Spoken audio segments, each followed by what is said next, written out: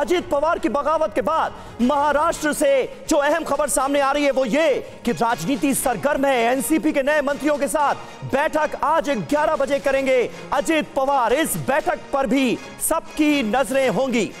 सड़क के रास्ते इस बीच शरद पवार सतारा के लिए निकल गए हैं। उद्धव और राज ठाकरे ने भी बुलाई है पार्टी की बैठक। तो जबरदस्त सरगर्मियां इस वक्त नजर आ रही हैं। महाराष्ट्र की सियासत में भूचाल आया हुआ है। नेता प्रतिपक्ष के मुद्दे पर कांग्रेस में भी कश्मकश नजर आ रही है, क्योंकि याद कीजिए कल ही यह फैसला लिया गया था एनसीपी के शरद पवार गुट की तरफ से कि एलओपी जिस पद पर अभी तक काबिज थे अजित पवार, उस पद पर अब जितेंद्र आव्हाड को मौका दिया जाएगा, जो कि शरद पवार के खासे करीबी माने जाते हैं।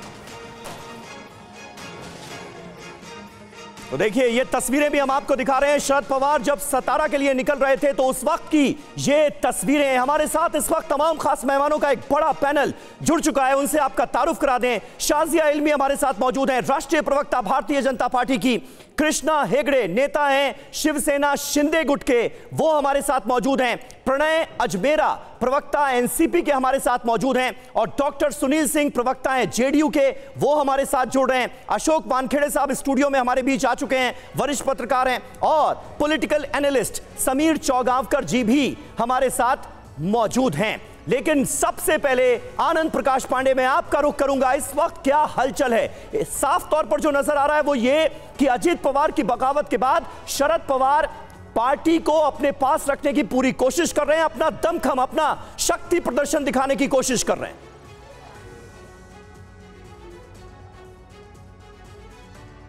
कर रहे हैं कि एनसीपी का जो बॉस है वो अभी भी शरद पवार है और इसलिए वो सड़क पे उतर गए हैं और एक लंबे काफिले के साथ वो सतारा की तरफ बढ़ रहे हैं। कराड़ में वो जाएंगे जहां पर वाईबी चौहान की जो समाधि है वहां पर वो श्रद्धांजलि देंगे। आज गुरु पूर्णिमा है और हर गुरु पूर्णिमा को शरद पवार वाईबी चौहान की समाधि पर जाते हैं। और अब लगभग 65 किलोमीटर की दूरी बची हुई है और लगभग 1 घंटे का वक्त बचा हुआ है जब शरद पवार का ये काफिला वहाँ कराड़ में पहुंचेगा वाईबी चौहान की समाधि पर। वहाँ भी अच्छी खासी तादाद में एनसीपी के नेताओं का, कार्यकर्ताओं का और आम जनता का जमावड़ा मौजूद है, जिसको शरद पवार एड्रेस करेंगे और ये बताने की कोशिश करेंगे, एक इमोशनल अपील भी करेंगे कि पहले भी मेरे साथ यानी कि एनसीपी के साथ ऐसी बगावतें होती रही है और हर बार इस बगावत को शरद पवार ने रोका है और फिर से पार्टी को मजबूत किया है। वो इन्हीं कार्यकर्ताओं की बदौलत ऐसी अपील भी शरद पवार वहाँ जाकर समाधि पर करेंगे। जी अच्छा, हमारे साथ एनसीपी के प्रवक्ता प्रणय अजमेरा भी जुड़े हुए हैं। सीधा एनसीपी का ही रुख करते हैं। प्रणय अजमेरा जी, ये बताइए कि अजित पवार के साथ कुल मिलाकर 8 और विधायक गए,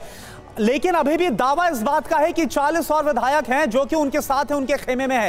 हो क्या रहा है, चल क्या रहा है, आप अगर बता सके।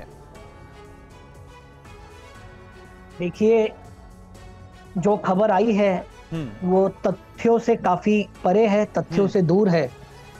आप लोगों का बताना है कि 40 विधायक जी जो हैं वो श्री अजित दादा पवार के साथ कल शपथ विधि कार्यक्रम में सम्मिलित हुए, जो कि पूर्ण रूप से गलत बात है।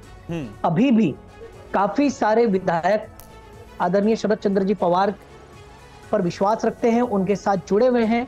और कल से ही, जैसे कि हमारे प्रदेश अध्यक्ष माननीय जयंत पाटिल साहब ने कल प्रेस के माध्यम से बतलाया कि काफी सारे विधायकों ने बाद में संपर्क करने की कोशिश की, संपर्क किया और बताया कि हम वापस आना चाहते हैं, कुछ कारणों के वजह से हम वहां चले गए थे या गलती से हम वहां चले गए थे, मिसगाइड हो गए थे और आने वाले 2 दिन में आपको तस्वीर बदली हुई दिखेगी। नहीं देखिए प्रणय अजमेरा जी, मेरा सवाल इसलिए भी है जो अजित पवार की तरफ से 40 विधायकों के समर्थन, आपको याद होगा, देखिए 1 साल पहले ठीक क्या हुआ था, एकनाथ शिंदे 16 विधायकों के साथ पहले अलग होते हैं और उसके बाद और भी विधायकों का समर्थन उनको मिलता है। होता यह है कि जो उद्धव ठाकरे वाला गुट है वहां पर सिर्फ 12 जो विधायक है वो रह जाते हैं और तमाम जो विधायक है वो इस तरफ हो जाते हैं एकनाथ शिंदे की तरफ। इसलिए मेरा सवाल है। देखिए,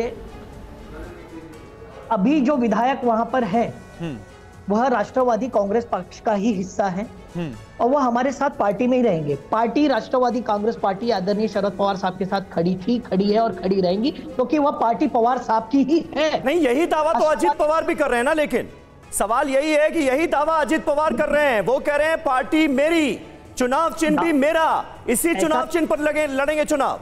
ऐसा किसी भी प्रकार का दावा उन्होंने नहीं किया। उन्होंने प्रेस के सामने सिर्फ इतनी बात की कि अगला हर चुनाव हम घड़ी मतलब जो पक्ष ये बताइए, मुझे ऐसा लग रहा है आपकी बातों में तो एक उम्मीद लग रही है अजीत पवार के लिए अभी भी उम्मीद बाकी है क्या कि वापस आ जाएंगे? बिल्कुल उम्मीद है, बिल्कुल उम्मीद है, उम्मीद पर दुनिया कायम है। अच्छा। हमारे नेता शरद चंद्र जी पवार साहब भारतवर्ष में प्रचलित है अपने मास्टर स्ट्रोक्स के लिए, पॉलिटिकल सूझबूझ के लिए, अपनी चाणक्य बुद्धि के लिए। ठीक है, शाज़िया इल्मी हमारे साथ मौजूद है।